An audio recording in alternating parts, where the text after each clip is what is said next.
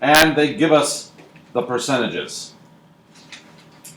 So Rebecca's got 3 things that she worries about at school. To keep track, she made a Venn diagram. Her guitar string breaking during guitar class is event letter G.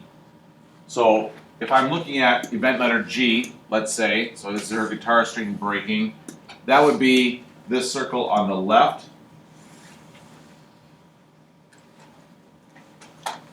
She also worries about getting a tardy quiz, and that's event letter T, so the tardy quiz. That's the circle on the top right. And then she also worries about her volleyball team losing a game in the purple. And that's the circle that's on the bottom.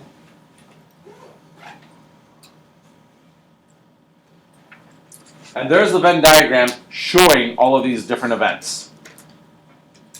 So the first question is, are these events mutually exclusive? No.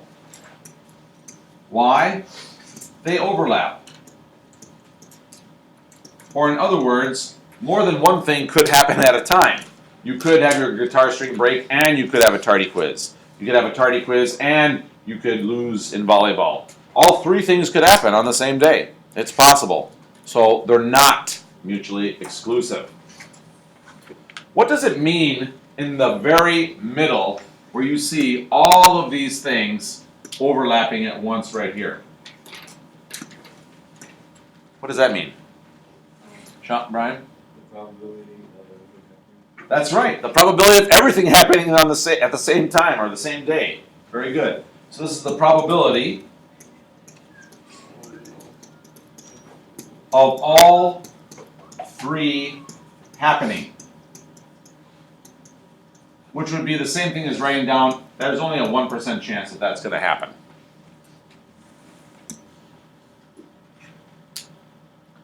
In part C, what does it mean when they say 0.03 right there? What's going on there? 3% chance of volleyball team losing in storm break. Excellent. There is a 3% chance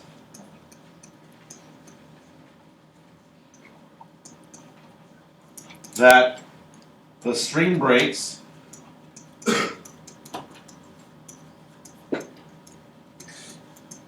and the volleyball team loses.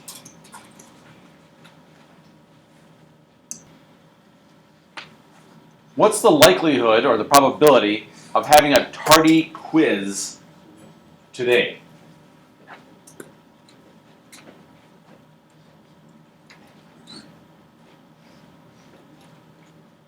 %. 16% it looks like. If you add them all up, it's 16%. So there's a 16% chance you add up all of the blue probabilities. And that's a 16% chance. You could also write it as 0.16, of course, if you wish. And then the last thing is, what's the likelihood that none of these things happen? For the last one, the way to figure that out is you add them all up and you subtract from 1. So I'm going to go 1 minus point, and how much is it when you add them all up? 43. So that would be 0.47, or a 47% chance that you had a pretty good day in your class. 57? Sorry. Let's redo that. 0.57, or a 57% chance. And the way we got that is you just add up all the probabilities that did occur and then subtract from 1, which is 100%, and that's what's left over. Okay, in our last problem, we're going to start out with a picture first, and then go to probabilities and then answer a question. So first of all, we're talking about 700 sophomores at Hopkins High School. This number has actually changed a little bit. We probably have about 650 nowadays. 490 are taking math, 350 in science, and 210 are in both. Are these mutually exclusive? Nope. No. Why not? Because they can take both. And they said they take both. So no, students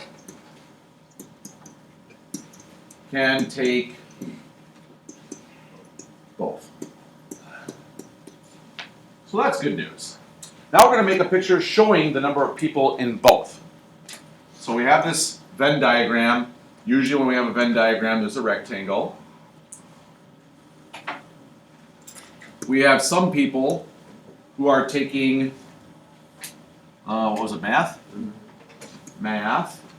We have some people who are taking science, and then some that are taking both. So the number that are taking both are 210.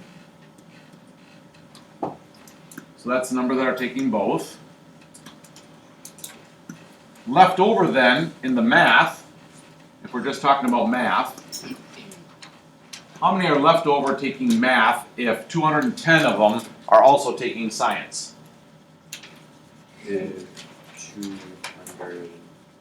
280. So now if you look in the blue circle, you will see 200 that just take math, 200 that take math and science, for a total of 490 students in math.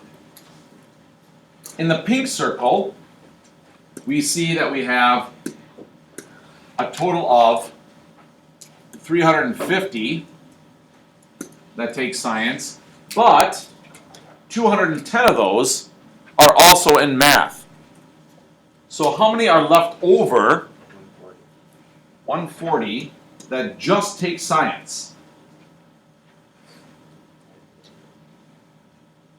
So look in the blue circle, you see 490 taking math.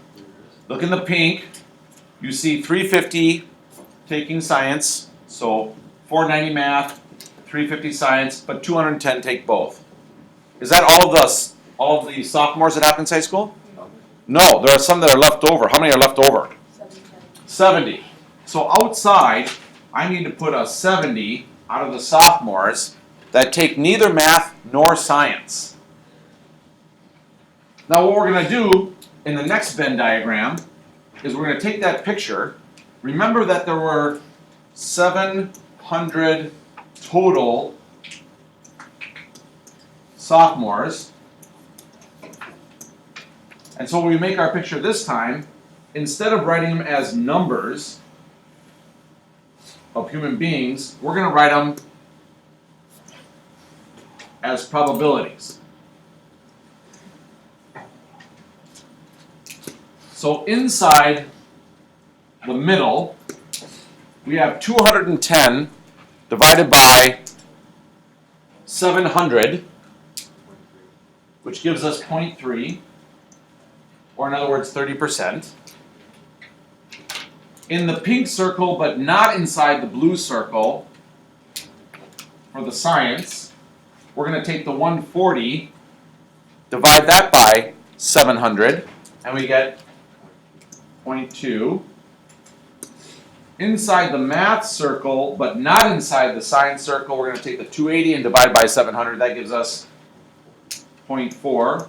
Remember, these all mean percentages also, 40%, 30%, 20%, which means that left over outside, sophomores who take neither math nor science, 70 divided by 700 is 10% or 0.1.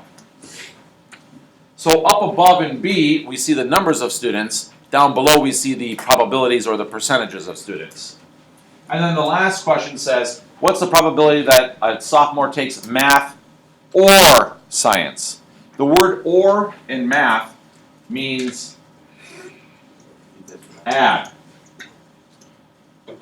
the probabilities. So I look at everything in the math or the science circle combined. So that's a 90% or 0.9. So the word or in probabilities in math and the Venn diagrams means add up all the ones that it could be. Math or science. Oh look, math, yep. Math and, yep. Science, yep. Add them all up. Where to work.